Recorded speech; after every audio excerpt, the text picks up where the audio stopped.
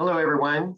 Well, I'm glad to have you back for our lecture. Dr. Hawk and I have been continuing our discussion about the Christian-Muslim experience and relations throughout the centuries. And today we want to talk about some things both historic and some things timeless. Dr. Hawk will lead us through, talk to us a little bit in a moment about the Millet system during the Ottoman Empire. But right now we want to talk first a little bit about a topic that's related to your final project. Now, by now, you probably have looked at the instructions for the final project with regard to examining the worship of the other, whoever the other might be. If you are in a Christian background, the other is someone in the Muslim tradition. If you're in Muslim tradition, the other is a Christian tradition, being as many as there are. But we want to talk a little bit about what you can encounter or what you might see as you go and engage your final project, and what that looked like and how Christian worship may have changed over the years. Ultimately, you're preparing for your final projects now, and you are thinking about where you want to visit and who you want to see, and taking precautions as you need to, perhaps if you're still concerned about COVID-19, but you're thinking about who you want to interview, what you want to see, and how you're going to record that and complete that all by the end of the semester. Right now, though, we want to talk a little bit about worship in Christian and Muslim traditions. Now, for me, I'm going to share my screen very briefly here and bring up a graphic that I oftentimes use with regard to talking about worship. Worship tends to, because every religion is its own enclosed culture. It tends to have things that happen at the official level, a communal worship, that is conducted by officials. A religious official is going to be a priest, an imam, a pastor, a rabbi, a shaman, someone who is recognized within the community as who knows how to lead the rituals, the prayers, the things that they do when you gather together. And they're entrusted to know this. They're entrusted to know how one does this properly, how they invoke, how they pray just right and invoke sacred myths and so forth. And so this official leads the community in official worship, basically. But then contrasted to that is what happens at the popular level. At the popular level is what people do on an individual basis, what they do when they're alone or when they're just in their own households, in a smaller group, that's a more intimate group. And so typically, most comprehensive religions prescribe what people do when they gather, when the community gathers, and they prescribe what people do on their own. And those prescriptions wind up becoming normative religion, what is accepted practice, whether it's Hindu, Muslim, Buddhist, Christian, Jewish, no matter what it is, there's typically winds up creating some boundaries as to what people consider to be normative practice and normative belief for that religion. But people create innovations sometimes, and they want to do something different, and they might deviate from that. And so whatever is considered normative, someone deviates from that and winds up creating something new, or just does something else different because they don't like what became normative in that, over time. So this, as a result, this winds up creating really 4 different grids or 4 different quadrants of religious expression. If it's officially normative, or it's normative at the popular level, or if at the official level, or at the popular level, someone deviates on their own, deviates from what is normal practice, or if officially someone decides they want to deviate from what is official practice, they want to start a whole new tradition and take a bunch of people with them in the process. So because of this happens in religions, you can kind of track over time religious traditions over the centuries. So, for example, the Christian religion. Christian religion starts as in the first century as a Jewish sect, a offshoot, a break-off Jewish sect where official religion practice among Jewish practices of the first century is what they are in first century Palestine. And then, because of some followers of this person of Jesus of Nazareth, and that Christian writings claim was crucified and then raised the 3rd day, they wind up deviating from Jewish practices. So what was considered official normative Jewish practices, the Christians decide to deviate from that and create something new. And so as a result, they pray to Jesus Christ. They pray, with the Trinity in mind. And this is at the popular level, is totally deviates from what would have been Jewish practice. They worship on Sunday instead of Saturday. And so that officially they deviate from what has been Jewish practice. And so over time, because of this new offshoot group develops traditions, and it kind of develops on its own, and we've talked about the history of that already, it winds up developing an official and popular religion. And it winds up developing its boundaries. And what is normative? What is normative Christian belief? Well, you see that in ancient Christian creeds, whether it's Apostles' Creed or the Nicene Creed or various different councils that have happened over the centuries. And those wind up creating the boundaries of normative Christian practice. And then there are others that maybe deviate from that. And the conflict that arises when someone decides to deviate from what others consider to be the boundaries, well, you saw some of the persecutions that happened under the Byzantine Empire. So, but nevertheless, over the centuries, you'll have religion falls in these different categories.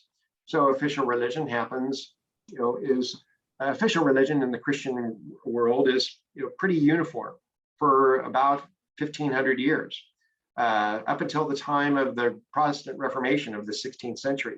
Official religion, particularly in the Christian practice, wind up having a flow of service to it. And what I mean by flow of service, let me use a different graphic here. That flow of service looks something like this, where you have the service has particular meaning according to how the point of the service is infused with special significance based upon how it's attached to sacred myths, and the duration of the service from start to finish. And it has introductory rites, intermediate rites, preparatory rites of different types, and it has an apex rite where basically it's everything in the service is leading up to that. So the apex rite, or the ritual, the flow of service in the ritual arrangement, for about 1500 years in Christian history, this apex rite is all one thing. And that is the symbolism of bread and wine that is symbolic of Jesus Christ sacrificed on the cross when he died for the sins of, for people's sins. And this bread and wine it has symbolism that dates back to the Jewish tradition of using their Passover meal to remember how when they were delivered in the Exodus story, they were delivered from slavery in Egypt. They used food to tell that story. And there's a moment in the Gospels when Jesus says, well, this wine is symbolically, it's basically like my blood poured out for you, and this bread is like my body that's been broken for you when I died, when I was sacrificed on the cross. And so as a result, bread and wine becomes this symbol of Jesus that people eat as a symbolic meal from the earliest Christian years. Well, the apex rite, that was the symbol of bread and wine, was the apex rite for Christians, all of Christianity, up until the 16th century. And that was normative Christian worship. After the Protestant Reformation, though, that changed. And there's a lot of explanations as to why that changed, but it changed then. And after the Reformation, this, and associated with the Renaissance, the European Renaissance as well, different groups, different Protestant groups, those who protested against the abuses of the Roman Catholic Church, those protesting, or Protestants, those developed a new type of worship. And that was more both based upon, instead of the symbol of bread and wine, it was more about convincing the mind that these things are true. And so instead of the apex rite being the symbol, a mysterious symbol of bread and wine, it wound up becoming a more modern practice of persuasion, of the rational. And so the mystical symbolism of bread and wine got replaced with an oral presentation. And that's about 500 years old. So in Christian history and Christian tradition, there really are two worship styles.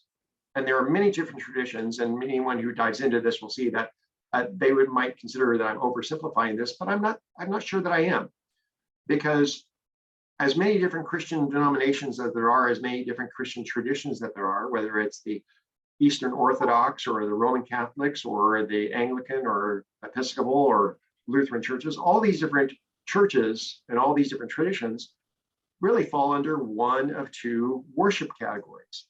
Those that have an apex rite of a pre-modern mystical symbol of bread and wine, and those on the one hand, and on the other hand, those that have the more modern, post-Renaissance, post-enlightened practice of having an apex rite of a persuasive speech. And as a result, those are really the two types of Christian worship. And that's a way that you can categorize what is official religion for those that are more on the liturgical or Catholic side, and those are what's official religion for those that are on the more Protestant side. And so that's what you're going to encounter if you're looking at in your final project.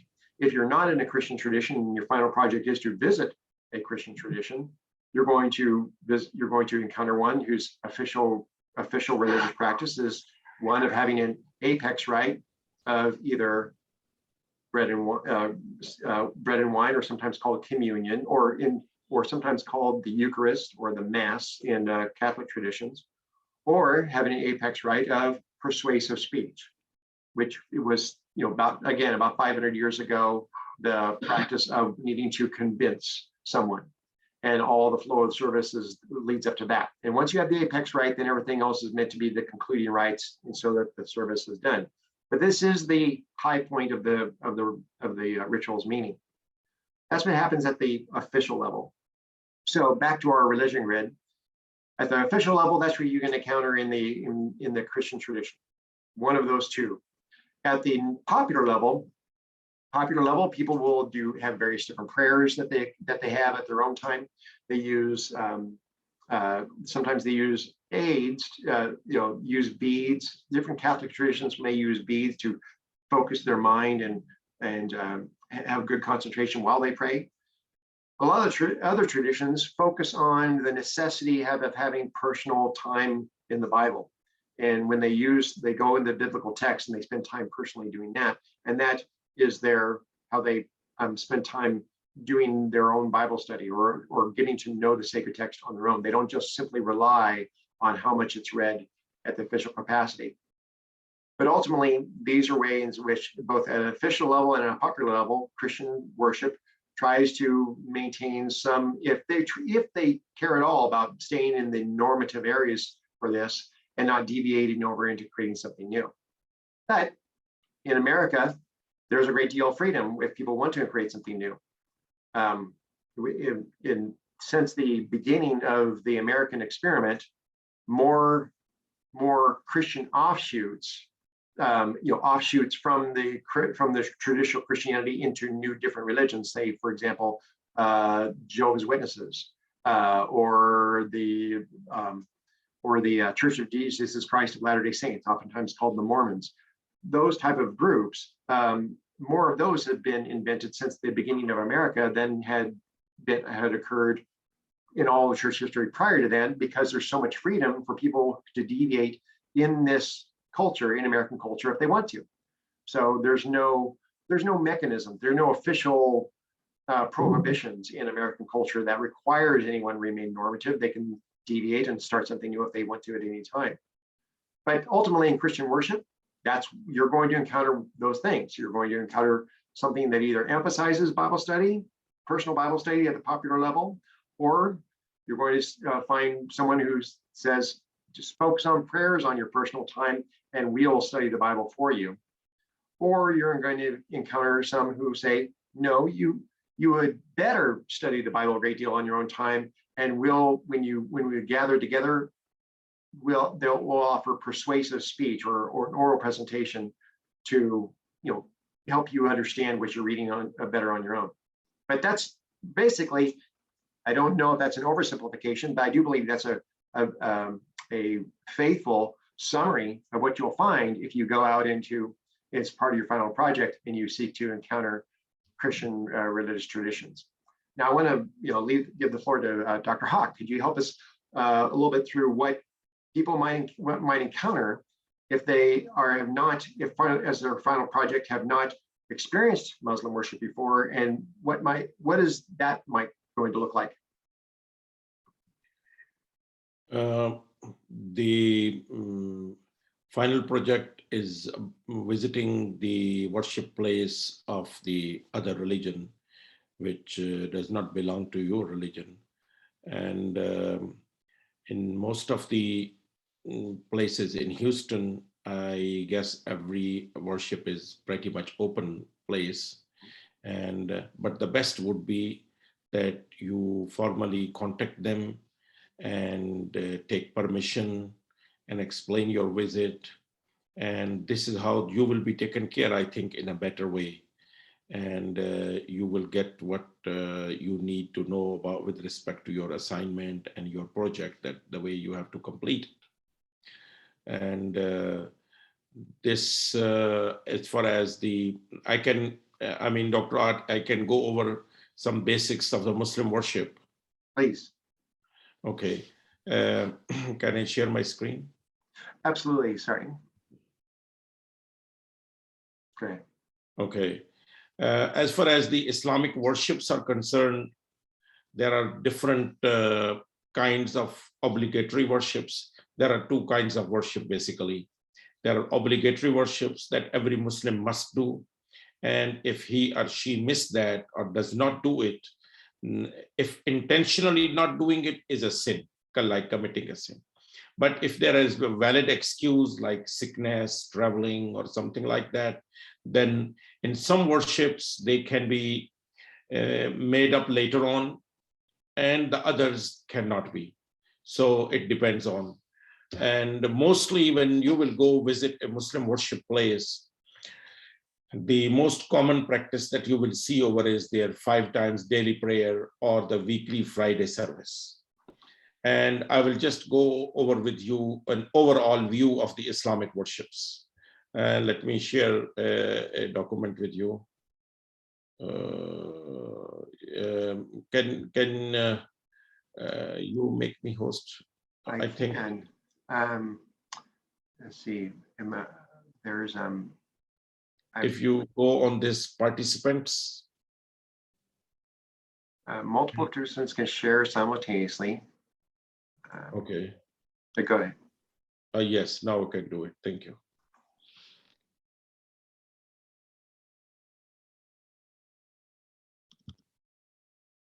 Fantastic. No, that's the wrong one.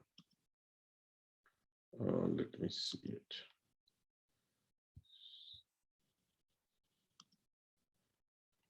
Okay. Let me try it again.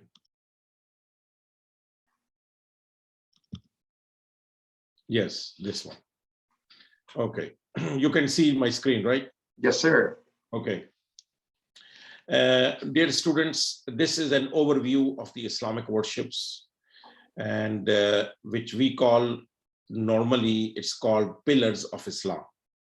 So 5 pillars of Islam, out of that 4 are worships, and 1 is the declaration of the faith, which is the first one. The second one that you see over here is the 5 times daily prayer. That is one of the most common and the most important worship in Islam. All other prayers like charity, fasting, pilgrimage, these are all conditional. Like, for example, you will give charity only if you have money, if you are rich. You will go to pilgrimage only if you can afford. You will fast only if you have a good health. But in any excused situation, charity, fasting, pilgrimage, these all obligations will not be there for a person who cannot do it.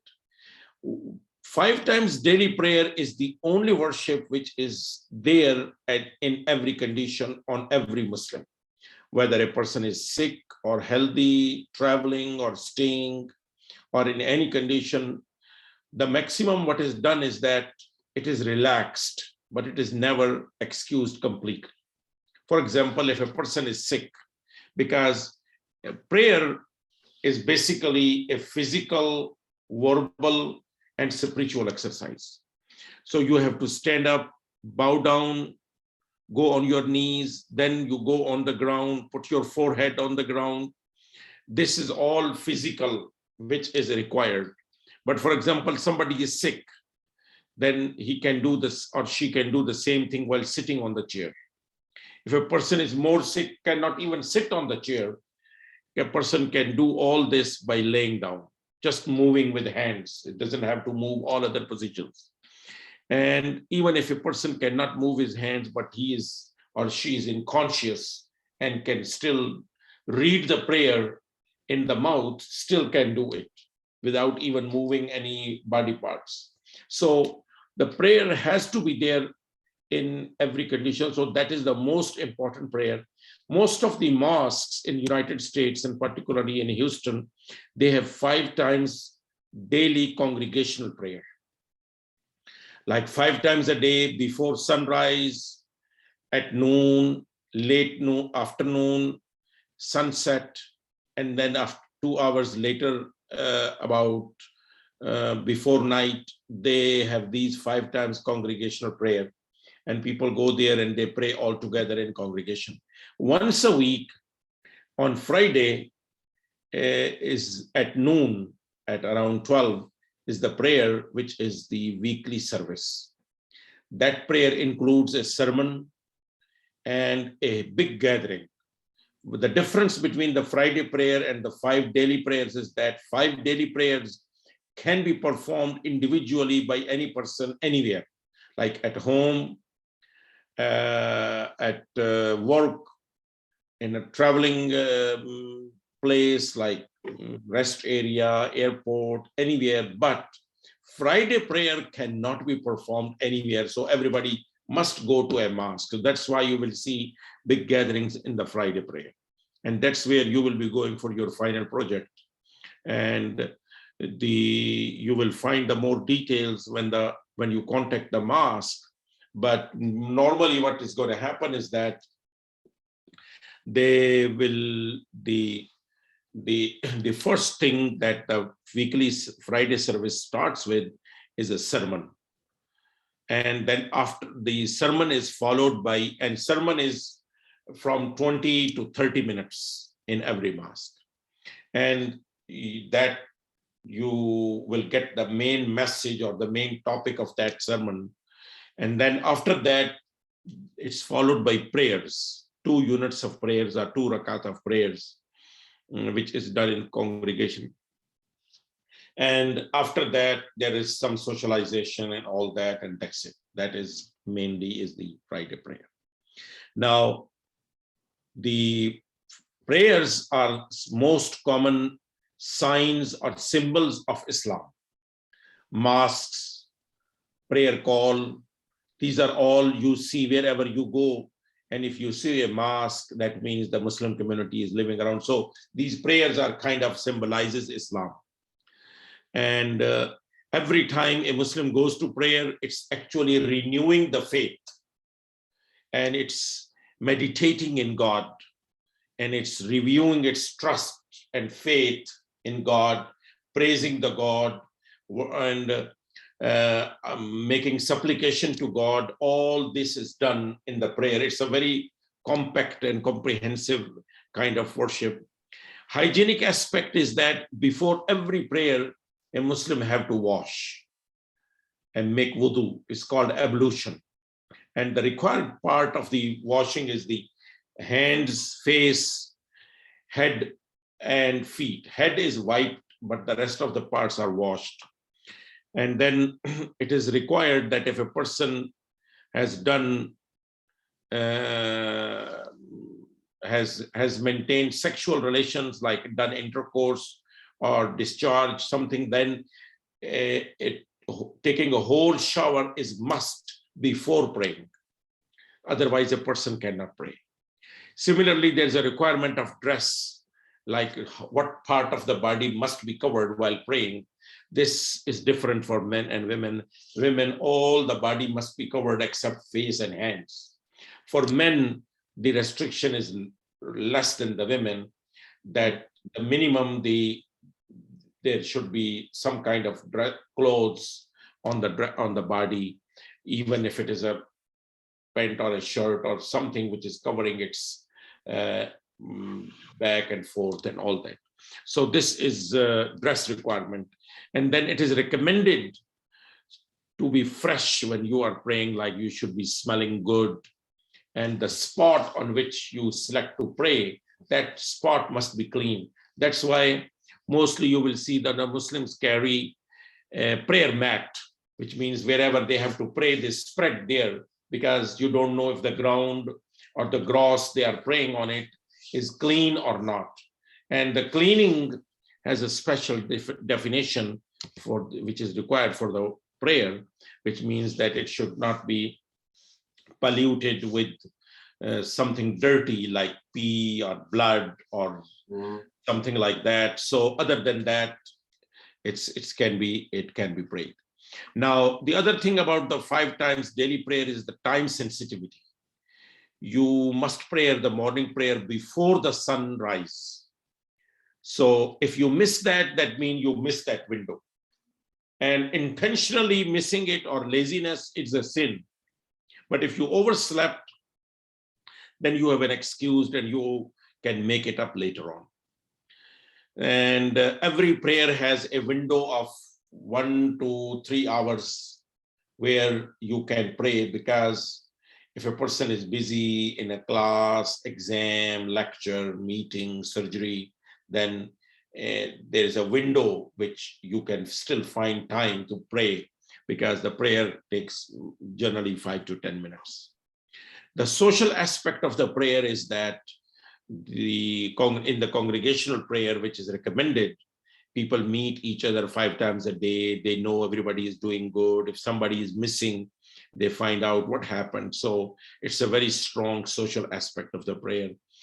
And then spiritual aspect is that they have to meditate. They have to, when you are standing for prayer in a Muslim worship, you are not allowed to look around or move your body around or talk to any person, even unless there is an emergency. You are not, your focus and your attention should be fully into the God and nothing else. So that is really a very intensive spiritual exercise that 5 times a day Muslims needs to go over, so that this keeps on refreshing their faith and remembering God on all the times that whatever they are doing. Now, Friday prayer is the only prayer which is cannot be performed individually. It must be performed in a congregation, unlike all other prayers. And then Friday prayer includes a sermon, which is obligatory, is part of the prayer, that everybody listen to that sermon. And this is how a weekly reminder is given with respect to their religious responsibilities mostly. May I ask you a question quickly? Yes. COVID-19 saw many houses of worship suspending communal gatherings and doing many things online, so that people, viewed that on their own or from their home. In various different churches in the Christian tradition, various different churches responded that some were better equipped because they already used the internet a lot. Others really had to play catch up because the communal gathering is so important that they had no prior preparation to do things from a distance or online. What was your experience with regard to mosques in Houston and how they had to handle that? Yes. With respect to the COVID restrictions and social distancing, 5 times daily prayer were, since congregation is not a condition, right? Okay. It can be performed individually at home. So those prayers were like pretty much canceled, like everybody was doing it at their home. I see. Okay. And as far as the Friday prayer is concerned, in the peak pandemics, mosques were closed for that. And the rule about the Friday prayer is that minimum 5 people get together and they can perform the Friday prayer. Okay. So this was recommended for the people. If they have 5 family members or neighbors, they can pray on their own. But when the pandemics was not that peak, then normally in the congregational prayer, you have to stand next to each other.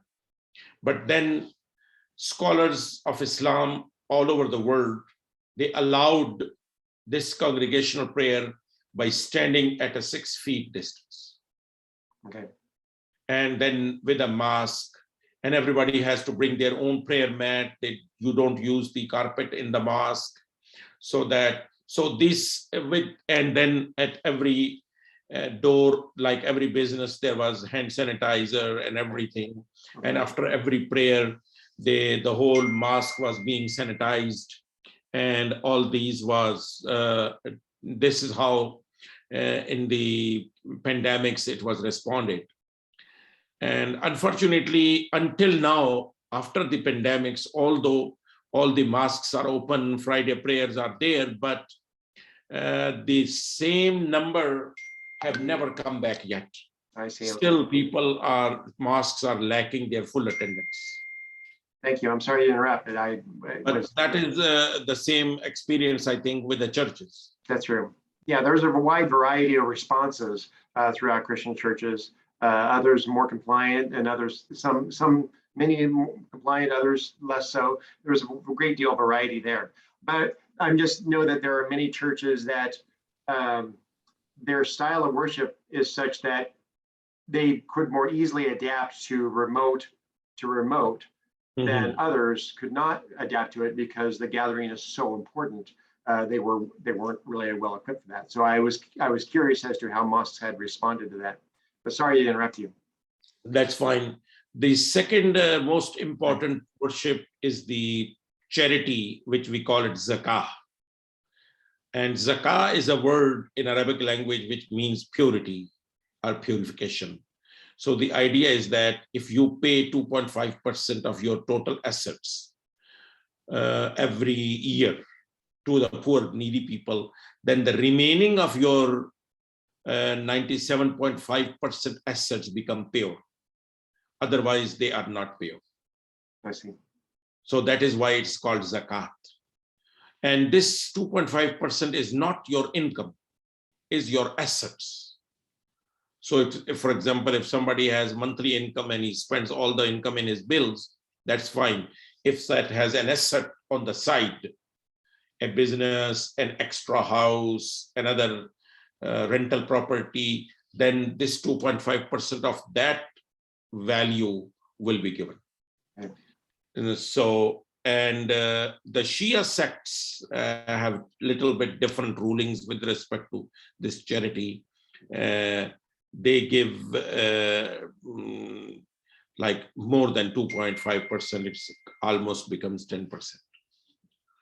Okay, now this charity specifically goes to those people that they do not have any assets, or they are out of job, or they are poor.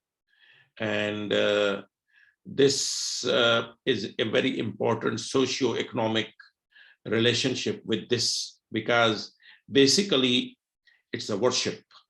Everybody has to do it, and it's a reward from God.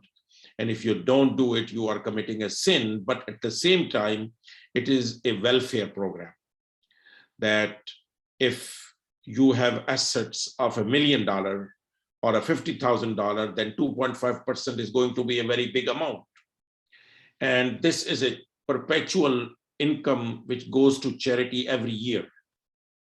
So if in a certain area, for example, Muslims living in Clear Lake area, if they make together this, that our zakat will be administered in this local area, and the local needy people or the poor people will be taken care. So this is how it helps in circulation of money, that the money from the poor people is going to the lower deprived sector, and this is how it stops the economic polarization. The next is the fasting is done in the month of Ramadan, and the Ramadan is the 9th month of the Islamic lunar calendar, which is starting on April 2nd in 2022. And since it's the lunar calendar, it's a little bit different than the solar calendar. So during the fasting month of Ramadan, every day, 7 days a week for 1 month, there is no food, drink, intimate relations, or bad mouthing, especially in the fasting time, which is from early morning, like about 1 hour before the sun rise until the sunset. And sick people, traveling people, pregnant women, all these are excused, but they have to complete the missed number of fasting later on when they get well or when they come back home, if they are traveling. This is basically a self-discipline exercise. If you look at it practically, pragmatically speaking, that this is a training that you are home, you are fasting, you may be hungry, you may be thirsty, you have the food, everything, but since you are going through a training, you don't eat anything or drink anything until the sunset. The fifth pillar is the Hajj, or the pilgrimage, visiting Mecca to perform worships at a certain month. It's on the 12th month of the Islamic lunar calendar, from 8th of the month to the 13th. These 5 days, Muslims have to stay in Mecca and do certain rituals, and that is called Hajj. And this is considered obligatory once a lifetime. And this is only obligatory on those Muslims that can afford going there, financially, physically, and socially. If you had dependents that you cannot leave them all traveling all the way, because it does not take only 5 days. You go there and you come back, the minimum it takes 10, 15 days. Mm-hmm. So if you have dependents, or you have some other responsibilities, then it's not obligatory on you. So it's, and then particularly when you go there, as the Quran describes, that the Holy Kaaba, the black stone sacred building in Mecca that was built by Prophet Abraham and his son Ishmael, and then Prophet Muhammad was born there. So you visit a lot of historical places which connects you to the faith and the religion. And this is about, overall, the concept of worship in Islam is very wide and very open. For example, there is a verse in the Quran which says that God has created human beings and jinns only to worship God, which means they don't do anything else. They only worship. Now, the worship of God is, the concept is wide in this way that in Islam, for a Muslim, anything you do, if you have 2 conditions in that, then that becomes a worship. And those 2 conditions is that you are not violating any of the law of God. And secondly, you are doing it eventually to please the God. So for example, you are working a job, you are doing a business, you are making money, you are doing this so that you could take care of your family, which is an order of God. So all these efforts are included as worship. That is the wider concept of worship in Islam. A student is studying very hard, and because he wants to have a family, take care of the family, fulfill the needs of the community. So this is a good intention. And if he is doing in the right way, he's not cheating the system, he's not stealing anything, violating anybody's laws, then his act, whether it is a study or a job or a business, becomes the worship, and he gets the reward on it. Even the Prophet said that you are feeding your children, babies, and your families, it is like a worship. So this is how the wider concept of worship in Islam is. This was briefly the concept of worship and the different main worships in Islam. Besides that, there are a lot of other worships, but they are all optional. Like you can do extra prayers at night, you can fast any time in the year, you don't have to wait for the Ramadan, but this is all optional. You get reward, but if you don't do it, there's nothing wrong in it. Right. So there are different other kinds of monetary worships, like you can do charity anytime and all those things. This was the concept of worship in Islam. I see what you said about fasting.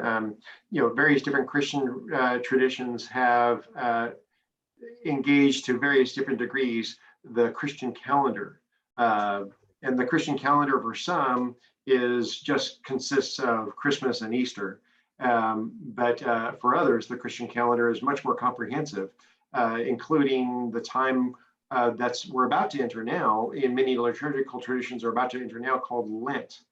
And Lent is typically the 40 days, 40 plus days. The math is a little bit elastic, but 40 days leading up to the time of the Holy Week, which commemorates the entrance of Christ into Jerusalem during his last week of earthly ministry prior to his crucifixion, which would be Good Friday, and then Easter commemorates the resurrection of Christ. But this time it's a penitential season leading up to that, called Lent. And that the time of Lent kicks off with a special penitential service referred to as Ash Wednesday. And that's this coming Wednesday. And so because Lent is a time of special deprivation, where people fast and deprive themselves of various different things as a spiritual discipline, the Tuesday prior to Ash Wednesday tends to be in some circles where there is a large Roman Catholic tradition, and many people are going to be depriving themselves or fasting for those 40 days. There's sometimes a large party that's done prior to that, which is referred to as Fat Tuesday or Mardi Gras. That's like occurs in New Orleans. And so Fat Tuesday winds up being the last time the last hurrah, the big celebration, the last big party people can have prior to the penitential season of Lent, leading up to the time that the time of Easter. So the Christian tradition has those two, and people engage it to various different degrees.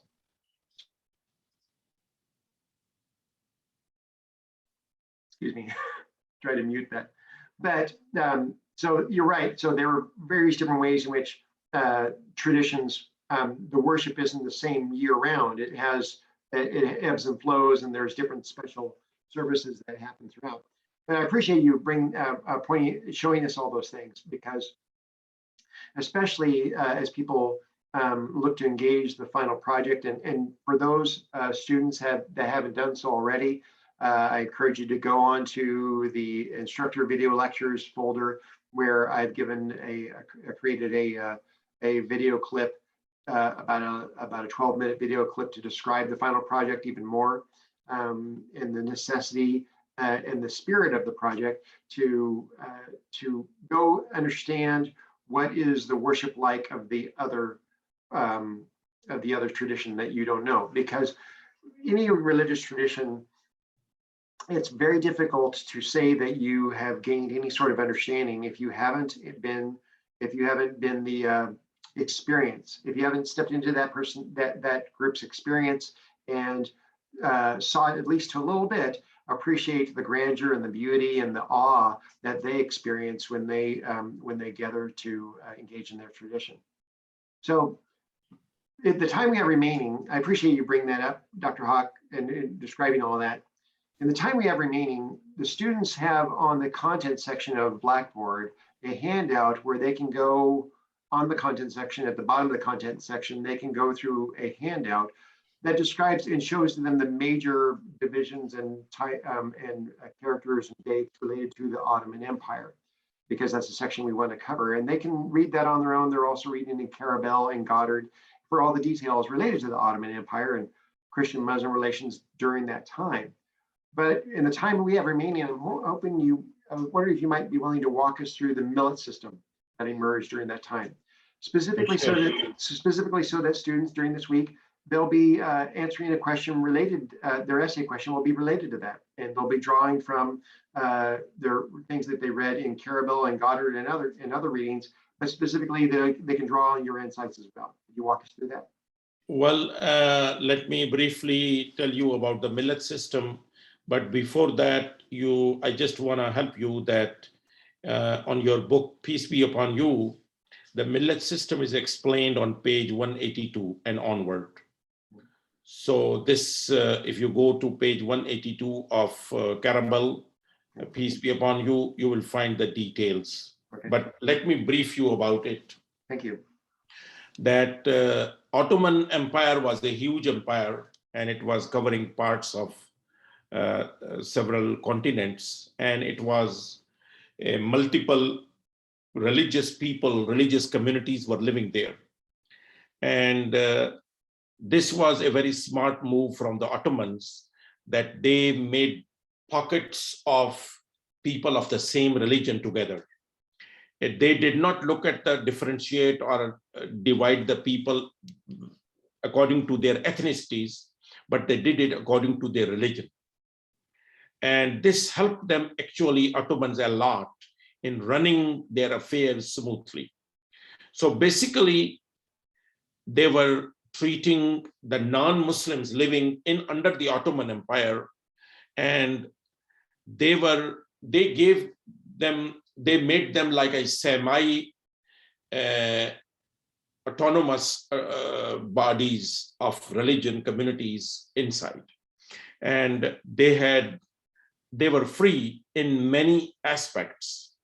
They had their own courts and their own personal laws according to their religion. And they were allowed to have their own judges, their own leaders, their own system. And Ottomans were mostly not involving into these micromanagement of the different religious communities. And Millet, these communities were known as Millet. In Turkish and in Persian language, the word Millet means a nation. So that was kind of small nations based on their religion. They separated them, and they give them a lot of powers.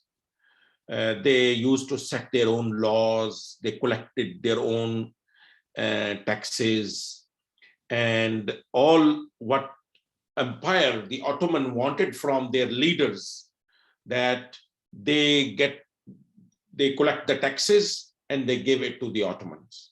And then the Ottoman Sultan does not have to deal with everybody. He has to deal with only one person, who is the head of the Millet.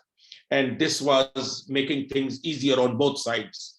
That, for example, Jews, Christians, others, they were dealing only with their own leaders, and their leader was in contact with the Ottoman administration. And if even the criminal system was independent, that inside a millet or inside a certain community, if there has been, because they were responsible to maintain the law and order situation. Now they have their own laws to deal with the criminals. But if a person from one community, one millet, did a crime against the person of another millet, for example, a Jewish community person committed a crime against a Christian community living independently, then that person will be dealt according to the law of that community against which that person committed the crime. And if it was against a Muslim, then it will be dealt according to the Sharia law. So basically, that was the concept of the Millet system. And it was mainly, the main communities were the Christians and the Jewish communities. They were granted more freedom than the other communities. Tax collection, educational system, legal system, religious affairs. These all communities had their own administration, their own administrators, their own leaders. And this enabled Ottomans to rule over the diverse people with a minimum resistance.